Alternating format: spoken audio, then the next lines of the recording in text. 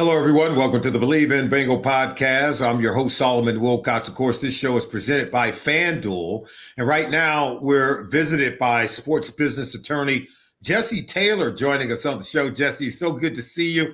Hey, look, we're going to be doing this a lot this offseason, so it's good to get started on this day. How you been doing? Doing well, Solomon. Love coming on here. Love diving into any sports, business law related topic we can. NFL's full of them. It is a never ending season for me and other agents, other attorneys in this field. We're just getting started. When the season ends, we've already been full go, and now we're full steam ahead. Well, we should let our listeners know you also teach sports business law at Northern Kentucky University. You are a professor there. You also represent players, and you have players who are going to be participating in the upcoming scouting combine that are going to be drafted into the National Football League. So I can't think of anyone who's well plugged in as you, who are also a good educator in terms of understanding the nuance of business of our sport off the field. So, but first I want to get to talking about a little bit about the Cincinnati Bengals and about some of their team needs. And for me, I think it's very clear for a team that's missed the playoffs each of the last 3 years, they need help on defense. They need players on the defensive side of the ball. And more importantly, Jesse, they need difference makers. And I'll tell you this, over the last couple of years, 2024, I wanted them to draft Cooper DeJean, the defensive back out of the University of Iowa. They passed on him, and now he's all pro playing for Philly. Last year's draft, I wanted them to take the safety out of Notre Dame, Xavier Watts. They passed on him. He ended up having a great rookie campaign in Atlanta. So look, we need difference makers, whether it's on defensive line, whether it's at linebacker or defensive back. Tell us what we could expect in this year's draft, and where do we find the difference makers? It's evident how much they struggled in the tackling department, right? Yeah. You didn't have to watch every game to sit there and know that. It was evident all the time. And it's evident in the statistics that we see afterwards. I believe they had 4 players in the top 12 of missed tackles. They had the number 1 player with missed tackles. They had the number 3 player with missed tackles. Both of those were safeties. And then both of the linebackers, the starting linebackers, were, I believe, 8 and 12, respectively, in those statistical categories. They got to get better there. They have to shore up tackling. They have to get a better pass rush. And this is a great draft to do so. Difference makers are aplenty in the top end of the draft here, which is great for them, so long as they see that, evaluate it, and make the call. There are a ton of guys in the top 10 that fit the defensive mold of what Cincinnati's looking for. Also fits the team needs, right? The top end players, when they fit the team need, it's a match made in heaven, in football heaven. And they are hopefully eyeballing Caleb Downs, the safety from Ohio State. I hope that they are looking strongly into the pass rushers and Ruben Bain out of Miami, David Bailey out of Texas Tech. You talk about guys, not just difference makers in the ability to rush the passer, but their ability to finish, their ability to disrupt, their ability to lead. Another guy that comes to my mind that I love scouting and looking at was Peter Woods, the defensive tackle out of Clemson. I think he's got leadership qualities. He's got no real knocks. You talk to scouts, and that's what we do. We're always just talking football and talking guys, and the scouts, they drool over guys like Peter Woods, guys like David Bailey, Ruben Bain, Caleb Downs. My fear is one of those guys may not be there at 10. That's the only issue here, is will one of those guys fall? And if not, what or who could be there that fits that need and talent? Another guy like Sonny Styles comes to mind, the linebacker, sure tackler from Ohio State. 2 Ohio State players on the board. I hope one or many of them are still going to be there at 10. But from what I've talked to, who I've talked to, that remains to be seen. There is a possibility where all of those guys are taken by 10. And you just hope the difference maker's there. There are some guys that you can get in the second round. Dylan Finneman from Oregon, the safety, really like him. So if they miss out on Caleb Downs, they may be able to really fix their defensive woes with a guy like Peter Woods at 10 and then Dylan Finneman from Oregon in round 2. But you're right. They missed out on Xavier Watts. He was there in front of them. They opted to go with Demetrius Knight. Demetrius Knight showed glimpses of who he can become. We hope that he just continues to develop. He was a rookie last year. He was one of those players that was in the top 12 of missed tackles. That's right. If he sure up his tackling, he's already shown that he has some playmaking ability, and he just needs to develop. Tackling is one of those things that should be a basic fundamental to your toolbox as a defensive player. You don't get to the NFL and then learn how to tackle. That's something that we learned since the time we first start playing the game. And Dick LeBeau, one of the great coaches, he always talked about tackling is not about how to, it's about want to. Now, is there some technical things that are involved? Absolutely. But those are the things that we learned early when we began to play this game, from the time we were in Pee Wee to high school to by the time you're in college. If a coach's got to pull you aside and say, okay, let me teach you how to tackle this guy, we got even bigger problems. So it'll be interesting to see how they can improve and sort that out. Look, the Bengals have long since maybe have gotten themselves a little bit in trouble in the draft, with drafting more on traits. Height, weight, speed, size, as opposed to production, right? You got to draft production more than drafting potential. And you often hear, look, we're going to take the best player available. What does that mean? Guys who have been there, done that, who've been difference makers everywhere they've been. They've demonstrated at the collegiate level that they can play at a very high level. Because you don't just play average in college and get to the NFL and all of a sudden become a great player, right? You have to have demonstrated that kind of greatness at the previous level. I remember having a conversation with the former general manager and multiple Executive of the Year award winner, Ozzie Newsome. And I said, why is it that you tend to lean towards taking the best player available, even though when you may have a need at another position? He said, sometimes you end up reaching because you're trying to fill the spot at a position, and you end up passing up players that you know are much better, players that you know are very good, even though you may not need a player at that position. He said, so we default to taking the best player available, because even if we make a mistake, all we do is end up with a roster of really good football players. I love that thinking. So what more can you add to that? Yeah, no, if you're picking in the top 10 and you talk to any executive, you know this well, you have to get it right.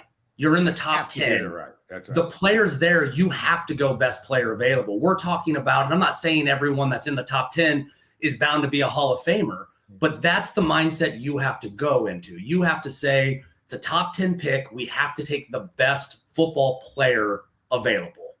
That's how you get out of the top 10. That's right. If you're able to do that and you develop, usually if you're in the top 10, these guys have already had the development that they need. So you're right. Ozzie Newsome did it well for years. Identify the talent, stick to that talent, trust in yourself that you've identified it, and make the pick. Take the best player available. First round, my thought is first round always should be best player available. The other rounds you can use to fill your needs. That's right. It's always nice, though, when best player available fits that team need. That's right. Bengals they're in a good spot this year for that to happen. That really likely could happen, that the best player available fits exactly what they need on defense. That's because they need a lot on defense. They need if your best player available is a defensive lineman, they will hit the sweet spot because they have a need at that position as well. If their best player is at linebacker, they also have a need there. If their best player is in the secondary, they also have a need there. So I think the defense, to me, it's about accumulating really great, sort of difference makers on that side of the ball, guys who can both lead on and off the field, guys who are force multipliers.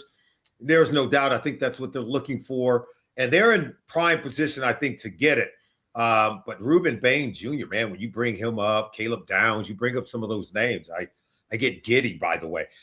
Let's move on because I want to get your thoughts on, what we saw last year in the offseason after players were drafted. You got free agency and then you have the draft, and trying to, limit the amount of guaranteed money that you're paying players. I think that's why we saw Logan Wilson moving on. The Bengals end up trading him, Jermaine Pratt. These guys had no more guaranteed money left on their deals. I think you saw in Shamar Stewart trying to negotiate with the first-round pick that kind of limited how much of that guaranteed money that was truly guaranteed. How much of that is going to still continue to be a narrative this offseason? It's always going to be a narrative. It's business, right? Yep. And I have to put on, the agent hat and then the business attorney hat as well when I break these down. The agent in me is no, these first round picks, they were meant to be fully guaranteed. Why are we putting language in there to possibly void their guarantees? Well, when you look at it from the business perspective, you're going, well, as a business owner, which is what these owners are, right? Everyone knows it's a sport, but it's a business first for these guys. Their mindset is, well, I only want to pay you the guarantees if you're actually out on the field and able to play, and you're not getting into trouble. You're not doing things that your contract dictates that you shouldn't be doing. That's always going to be relevant in the NFL, especially when talking about contracts. Owners are, I'm being a little nitpicky here, but they're always going to look for any way possible to void those guarantees. And I'm not saying that they go into these contracts hoping that a player commits a voidable offense. No, that's not what I'm saying. What I'm saying is they want to be protected the same way any business owner would want to be protected from any type of conduct from their employee. Agents, we have a duty. Our job is to protect the player, to make sure that the player is getting, every little bit of their value, every single dollar that they've contracted for, especially when we use the terms guaranteed for injury, guaranteed for cap, guaranteed for skill. That is in effect a full guarantee. There should be no rhyme or reason for it not to not be paid out if that's what the parties intended to at the time the contract was made. Owners are, very clever, very, very brilliant people here. That's what they and since have done is put these voiding clauses into contracts to protect themselves. So they're not stuck paying a player who possibly could be sitting in jail, not able to play, God forbid, something like that happens, but it has. We've seen it happen in the NFL. The owners are always going to dig their toes in with that. And us agents, when we see it, we're always going to dig our toes in as well. And there is an added value if we're willing to concede on that. We just have to figure out where that concession needs to be and come to some sort of amicable resolution, which you see. You constantly see the amicable resolutions amongst all teams. Bengals are no different. Shamar Stewart and the Bengals were eventually able to find that middle ground, that resolution. I don't foresee that being an issue this year. It possibly could. Whoever's taken with pick 10 has a little bit more leverage than Shamar did at pick 17. They may say, hey, I'm a top 10 pick. I don't want this language in here. Bengals are obviously going to rely on precedent's been set. It's in the contract that was before. Look at the number of players, other teams that have agreed to this. I mean, I believe we're upwards over half the clubs now have this type of language in it. Veteran contracts have this type of language in it. The job of the attorney, the job of the agent is to make sure that if that is in there, we're getting some sort of concession, something paid to the athlete to keep it in. No, really great explanation. Thank you for the education there. I want to bring up something that's just now circulating around the National Football League, because over the weekend, Adam Schefter of ESPN reported that the NFL did notify the Players Union, the NFL Players Association, that they are prohibited from making public, right, the players' report cards on the 32 clubs. You may recall every single year, the NFLPA, they put out their report card of the grades that they give the ownership group, that they give the team facilities. They give a grade to say, family treatment. There's all these categories, including the ownership. They literally team travel experience, what that's like, the food in the facilities, the locker room facilities. They have a grade that they prescribe, and this is the players. They do it, anonymously. But I just watched last year owners like Woody Johnson criticize his quarterback, Justin Fields, openly, right? I've seen owners send Terry Pagula with the Buffalo Bills. He pointed out Keon Coleman by name, but yet, and he did it publicly, by the way. But now the NFL has informed the players union that they are in violation and would be violating the collective bargaining agreement by making those report cards public. In other words, you can't say anything about us. They didn't say anything, but you can't even give us a grade publicly. But yet owners can blast players. To that you say what? Why is this a big deal? It's a huge deal. It's huge. One, it's completely one-sided. Owners put language in the contracts that dictate that players, they can't undermine the respect of the club or the coaches or the ownership, anything. They can't go to the media and say what's on their mind about certain topics without possibly triggering what we just talked about, avoiding mechanism in their contract for guarantees.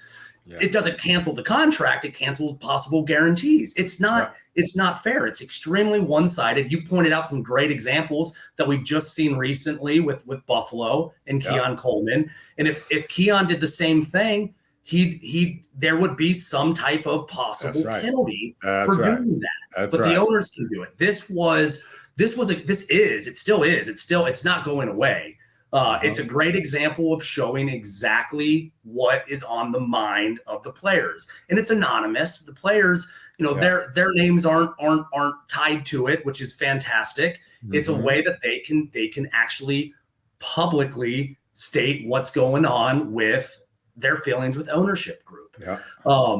And it works. We saw that just using Cincinnati as an example. Yeah. Look at that amazing locker room. Yeah, it's beautiful. Not only that, I believe the one of the nutritionists maybe is now a full-time employee. So the owners are listening and they're taking that to heart, and they're saying, I hear you.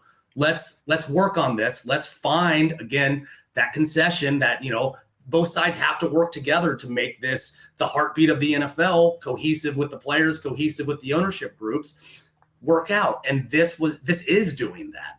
Will this stop the report cards? No, it won't. Will it stop the NFLPA from publishing those? Yeah. Yes, they're not allowed to. Mm-hmm. How it will get out. That's just the nature of the beast that we're dealing with. The one thing that I'm looking into, and I'm not saying that this is factual, but what I'm looking into is making sure that if a release or a leak comes back to a player, that it doesn't affect any type of contract language in their contract. Yeah. So the players need to just again, be wary of that. I'm sure, again, these owners are looking for any type of reason to censor or quiet their voices when they shouldn't. But it's not going to go away. There will, Adam Schefter is one of the most connected human beings on the planet when it comes to the NFL. I'm sure he'll this time next year be able to report on what was said, what was done, and what those groups ultimately were. Absolutely. Great stuff. Hey, I got to ask you this. Will Trey Hendrickson return to the Cincinnati Bengals in 2026? What's the status of his current deal? Is it set to expire? Will the team use a franchise tag on one Trey Hendrickson to arguably keep their best defensive player? Should they and will they are two completely different topics right now. Should they?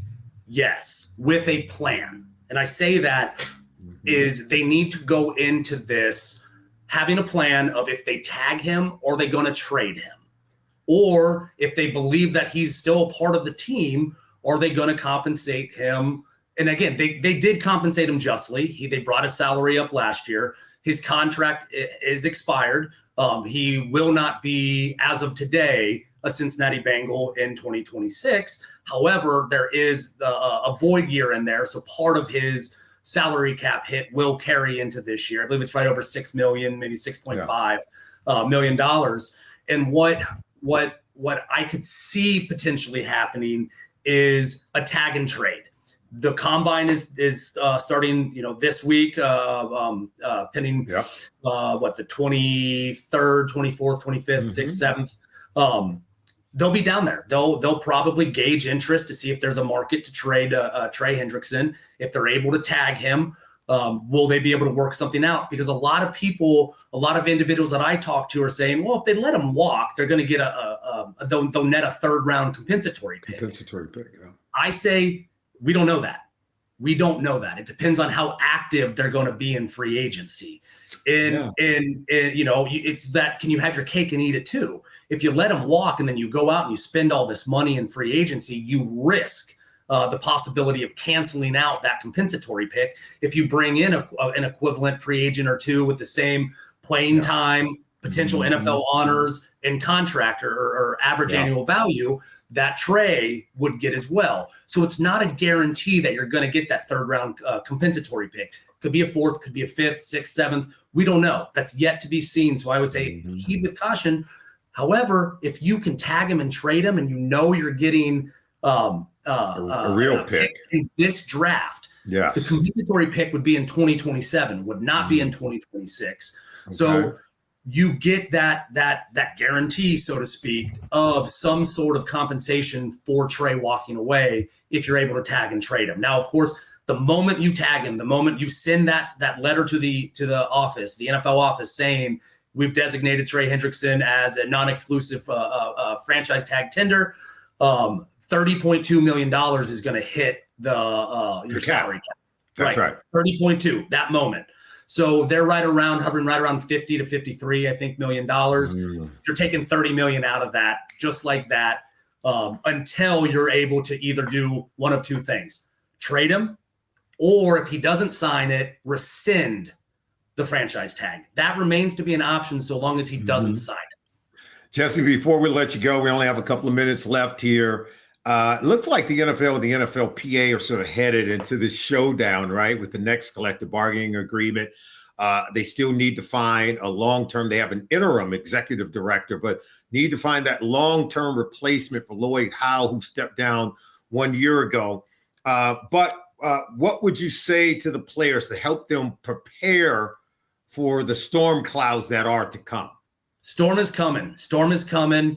We've got limited time. It's not something that I think the NFL, the owners, want to play out all the way through the expiration of the collective bargaining agreement. And after the March of 2031, when it expires, they are gearing up for a battle. They want an 18th game.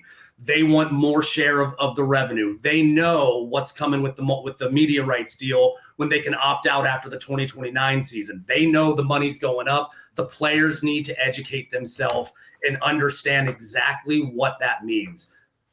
More money comes in from media rights, streaming rights. More money potentially can be given into your pockets, and you have to one, be talking with your agent, get educated on it.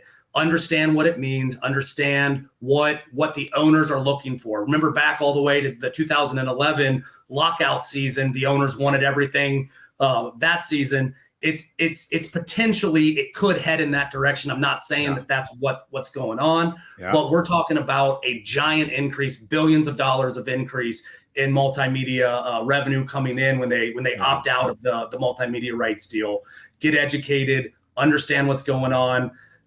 Because you're going to have to, stick your feet in the sand and stand your ground, because there are a lot of changes that the players need to see, not just current players, but retired players. This affects everybody. This is their chance to really stand up and say, hey, we're here. We want our voice to be heard. We know what you guys want. Here's what we want. Again, full circle moment, but they have to find that concession.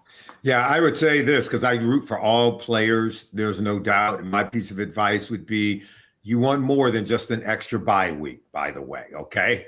You want a piece of all revenue, just not designated gross revenue, but all revenue, because your presence on the field and in the game, you do contribute to all revenue. Don't let anyone tell you that you don't. You want lifetime medical benefits, because when you're old and broken down like some of us, you're going to still need benefits and you won't be making the same salary. So make sure that your young self who's playing today is taking care of your much older self tomorrow. And that older self is saying thank you to your younger self. I got more on that too. So any of the players you're currently playing, you should be talking to NFL veterans, because they can help you see around corners and see down the road to do what's best for not only you, but for your children and your children's children. Jesse Taylor, we want to thank you for joining us on the Believe in Bengal podcast presented by FanDuel. You are the best, my friend. We're going to be seeing a lot of you this offseason. We want to make you a major contributor on this show week in and week out. So thank you for joining us. Happy to help. Love it. Love doing this. Anytime you want me, I'm there. All right. Thank you, everyone. We'll see you next time. Thanks.